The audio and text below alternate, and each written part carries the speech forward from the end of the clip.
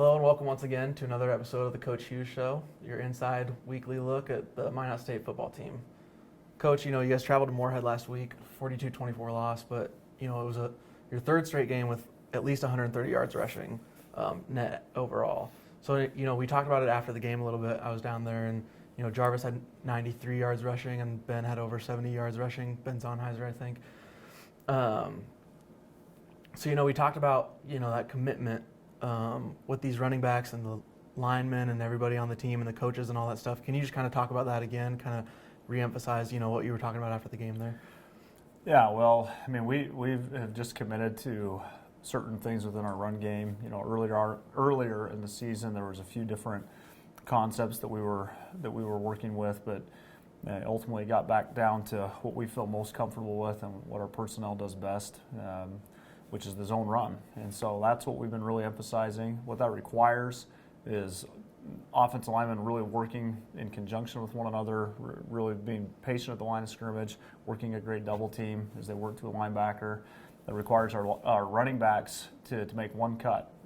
We never want them to make two or more cuts in the backfield. We want them to make one cut, get what he can, and let's get on to the next down. So we'd much rather be in 2nd and 7 and 2nd and 6 regularly than be in 2nd and 11, and then maybe break off a big run because a back was trying to do extra things. So that's been the commitment, is let's just stay steady down after down and make sure, again, our backs are making one cut and really emphasizing how important those combos at the line of scrimmage are. And that's really what it's been. Our coaches have done a good job coaching that, and our players have really bought into it, and it's really helped us the past few weeks.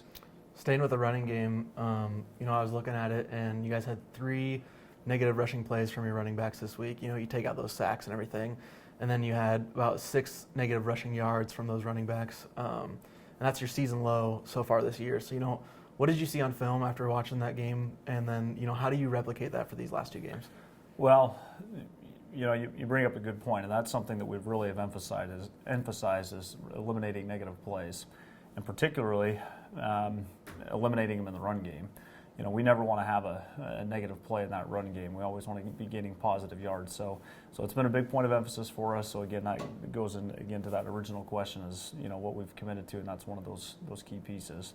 As far as continuing that forward, of course we got to keep doing what we're doing, but at the same time recognizing that we're going to have to continue to make adjustments against our final 2 opponents because they're watching film and they're good coaches and they're smart and they've got scheme that they'll try to match up with ours, and so it's just working to stay on top of things and anticipating potential problems we might face and making sure that we have answers for those on game day and then present some of those potential problems in practice as well, so that way our kids are prepared for them, so in the event that they do see them and see them significantly on game day, they've at least had some taste of it prior to the game. Another thing we talked about was Aaron Ladeau's 45-yard field goal. I was looking at it, and it's the 3rd longest field goal in MSU history, and he actually has the 1st and the 2nd longest, which he had in 2012, I think. So, you talked about the confidence in him. You can send him out on the field 45 yards out and have confidence in him that he can make that field goal. Talked about him kicking 50-yarders in practice and things like that. So, and then he's a great punter as well. He's leading the NCAA Division II in punting average right now. Wow. So to have him, a special guy there playing for you, what does that do for you and your confidence in your special teams? Well, one thing that's great about Aaron is Aaron makes everybody, on the punt team or on the kickoff team or, the field goal team, he makes them feel like it's important. Those guys don't just go out onto the field and just feel like, this is just one play as part of the game or a special teams play. They go out there with an attitude that they need to do well and perform well because Aaron is a great leader. I mean, he's a team captain. He's our punter and kicker. I don't think there's very many team captains that are specialists. He's also our spokesman, at the coin flip. I always pick just one guy throughout the year that handles that duty, and he's the one that handles that. So, I mean, he's a great leader. He understands football. He knows what needs to be done.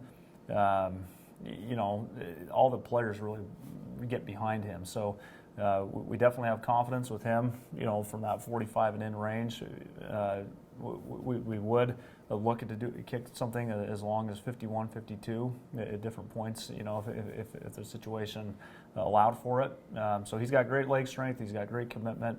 And as I said, he's a good leader. So the guys, when they take the field, they believe that he can get the job done. So they take it really serious, and that showed on that big kick that he made against Moorhead.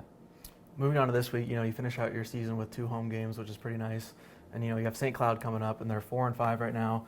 And last week you kind of struggled a little bit in lapses in the pass game. They had 5 passing touchdowns against you guys, but overall these defensive backs and the linebackers and linemen and everybody that's combined for it has been pretty good against the pass this year so far in conference play.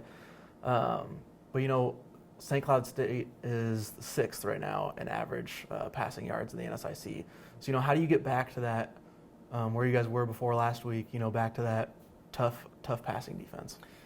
Yeah, well, Moorhead presented some problems for us in terms of different matchups, and they had some good things that they had done schematically to take advantage of some of the things where we had made mistakes on, as coaches. And so we've got to be a little bit better. We've got to make sure we match personnel a little bit better and be more crisp in that regard. St. Cloud has an excellent passing game. They've got a really good quarterback, and then they've got a number of good receivers. Their top receiver, he just went over 1,000 yards last week, 2nd year in a row that he's done that. So, one of the top receivers in the league for sure. So our players have done well all year against the pass. They have a stiff challenge this week. They've got to make sure that their communication's better in the back end. They got to make sure that they match up things, in man coverage better than we did last week. And then as coaches, we got to make sure that we have the right personnel groupings and the right calls, given down and distance. So it's a collective effort. We all got to get better, players and coaches.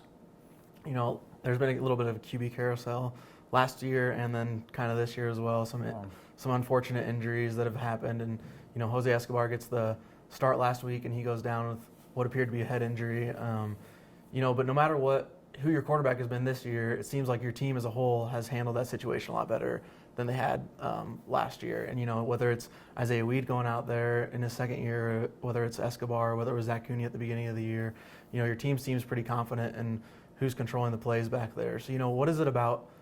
What's made the difference, I guess, this year compared to last year when you've had these 2 unfortunate things happen? But yeah, I don't know what the difference is. I do think that the players in the offensive huddle, number one, I think they have good belief in both guys. I think that's a big thing.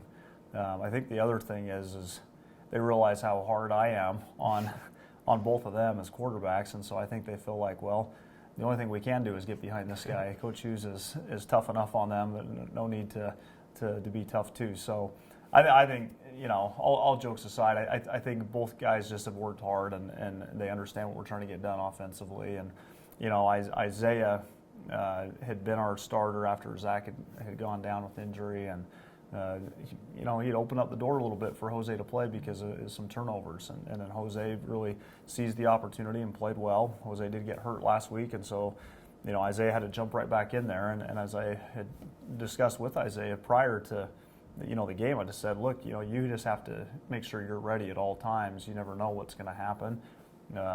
Things swung away from you. I was talking to Zach Cooney about this. Things swung away from him last week, and then they swung right back really quickly.